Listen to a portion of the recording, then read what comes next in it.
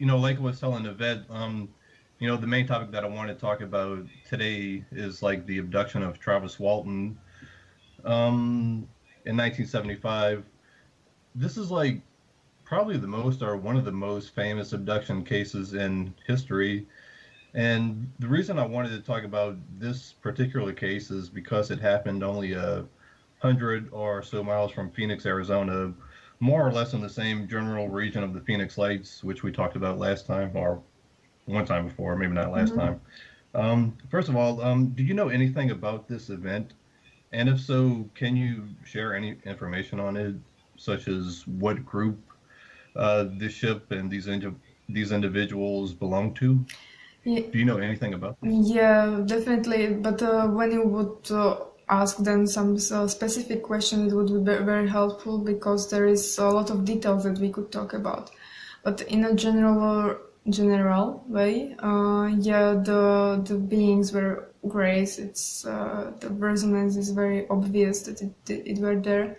Them and the other species that appeared later were in a way like YahYel, but first or sooner version of us.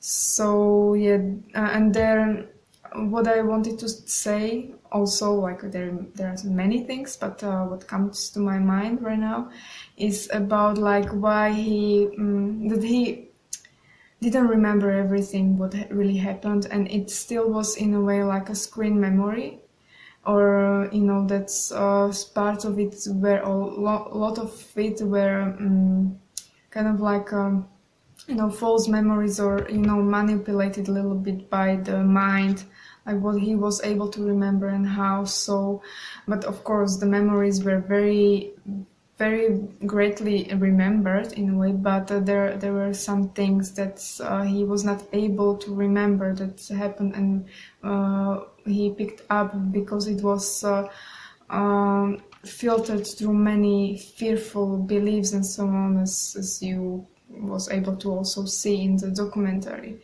about it. But yet the other race were like a human, or humans, I mean, YahYel. Those that looked more like humans that were YahYel, but still not fully as we exist right now. It was a little bit sooner version of us, or the hybrids, let's say, like let's say precursors for YahYel, like the first, or yeah, the first experiments of creating us. Very interesting. Um, okay, another question that I was wondering about. So, like the ETs or the IL held onto Travis's body for 5 days, but he only remembers the first 10 or 20 minutes. Do you know why they held onto him the rest of the time? And like, are you allowed to share like any details about what happened to him during the rest of those 5 days? Yeah, okay, so that was the reason why I'm now engaging in my mind, because yeah, I didn't remember all the details. So that was the reason why he didn't remember everything because yes, he was missing the um, memories. So yeah, even what he told, for example, what he was remembering, it was a little bit not completely correct, or what happened. So yeah, he was taken for examination, and many different things, like what we were doing with the humans, and like studying and doing some tests, psychological, with him, and learning from him, and even it was like studying even especially his case, like himself, that he was a little bit different uh, in a way, like what he chose to, and like his psychological uh, settings, or how to say it, how he was built, as you said, he was a little bit special by just by even going towards the UFO and so on. So that's why we wanted to study him. I mean, like right now, even that was a older like a race of us, but still it's something that we still consider like part of even our experience. So that's why we say still we.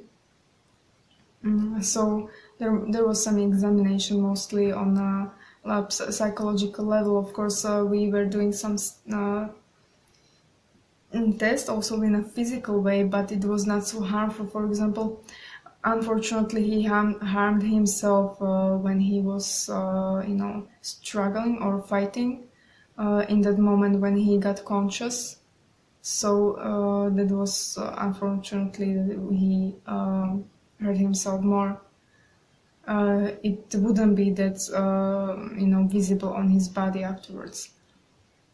But of course, it was on the level of also co-creating with the whole collective consciousness that you have, to bring also those kind of signs that something really happened, to document also for you. So not just for us, but also for you. Well, that kind of goes into my next question a little bit. An interesting fact about Travis Walton is that even before the abduction, he was apparently familiar with ufology and told people that if he ever saw a UFO, he would try to make contact with it. And I remember what you said when talking about the Phoenix Lights, about how the ship was able to manifest and show itself in Phoenix because this region had sort of a high concentration of, let's say, UFO-friendly energies. So, like, did the ship's occupants, so to speak, manifest specifically due to Travis Walton having UFO-friendly energies and, like, because he walked towards the ship? I mean, is that why he was chosen specifically? This interesting question, but it's like multi-layered. That was not like a reason why he was really chosen, that he was in that area, or that there is like a strong connection that he had that experience with the area, that later there were more UFOs, but it's in a way, in a general, the area that is more open, that there is almost a portal that is in that area, or the energy. So it's more like over it, over those experiences itself. So this just fact about this kind of, but it's not always like active. Sometimes it's something that sometimes goes and comes, that it's changing, the openings and energies there. So, but it happens that there is more like probabilities of these energetic openings. So it was there already before. That's why he was in that area and it was enabled for him. But it's not like because of it, or that he was because of that. It was just the way that it was, synchronized by all the experience, that it was the most probable point on the surface of the earth, that there would be more probability of this happening. So that's why he kind of like find himself to be there in the area of where he was living and so on. So it's more like on a higher, this synchronization is happening more on higher levels of than like really planning something in like a mind, or even a higher mind. It's something that was organized even in a higher levels. So it's not like really planned or something that's it depends like really how you look at it, like how you understand, for example, synchronicity or planning. But I feel like you were asking more about like those lower kind of like reasons of the like these things interconnecting, but the reasons are more in the like a higher vibrational existence, or how to say it. I see. I think I understand. Okay. Okay, so now, like, the number one question in the frequently asked questions section of Travis Walton's official website is, did the aliens communicate with you? And his answer is no. Despite my barrage of questions, they made no vocalizations, nor was I aware of any telepathic communication during my entire experience. I mean, it's kind of a random question, but like, do you know why the YahYel beings like didn't communicate with him at all? Yeah, this is actually that part that I was mentioning before, that he was not able to remember everything and there was a communication, but this was blocked out with his memory. So it really, it's almost, his experience was like a dream in a way, although it was very, very physical, but it's similar to dream experience that you are in a way like your physical mind is perceiving something that is happening on a different vibrational level or in a shifted reality, that you are filtering just part of it, not everything. So there was really communication, but it was really portrayed from his point of view that nothing was really happening, but this person was communicating with him energetic way and so on, but and he even was not that frightened that it seemed to his mind or memory afterwards, as he translated it through into his physical body or physical mind. So there can be like really great experiences or memories, like what really happened, and great difference when it's filtered into the physical mind. That there can be a lot of distortions. So really there was the communication, and that's why he was able to quite peacefully actually continue and to follow the person, although he seemed from his memory that he was not communicating. So actually this is what I can tell you for that. Interesting. Now, like as far as I'm aware, Travis Walton has no memories of, you know, having any further experiences with any sort of YahYel or ETs. Do you know if like that was his one and only interaction with them, or has it continued to this day, or is there anything you can share on that? Yes, definitely there were more, interactions, and even before that, actually, and afterwards. So this Okay. doesn't happen, like just one time, but this just one time that it happened, like he remembered it and so on, and could bring it to the public. It's very like you said it or you wrote it before, that you understand. It's very logical also, but it's very even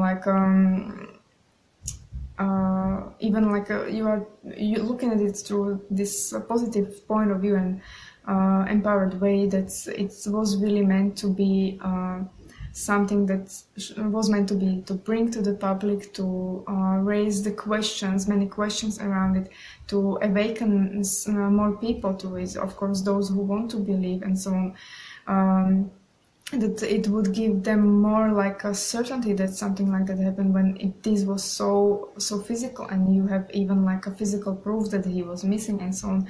So it was well documented. So definitely this was the reason that it happened and should have happened. But of course these things are not that we would also, or even Grace would expect them to happen before, but they understand when they are happening that it's like that, it's meant to be. So they went with it, of course, and trying to within or handle the situation in the best way possible also, because they were in or are in a situation where they also want to not let's say fucked up the whole situation in a way, even for them, even maybe the before they didn't really care that much, or didn't want or didn't know how to interact with the people, so they are less traumatized, but still they from their point of view they didn't want to go like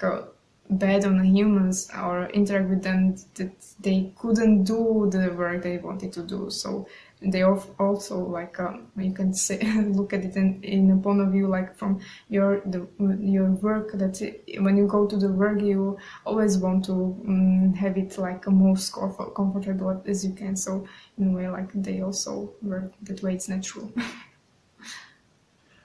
I see.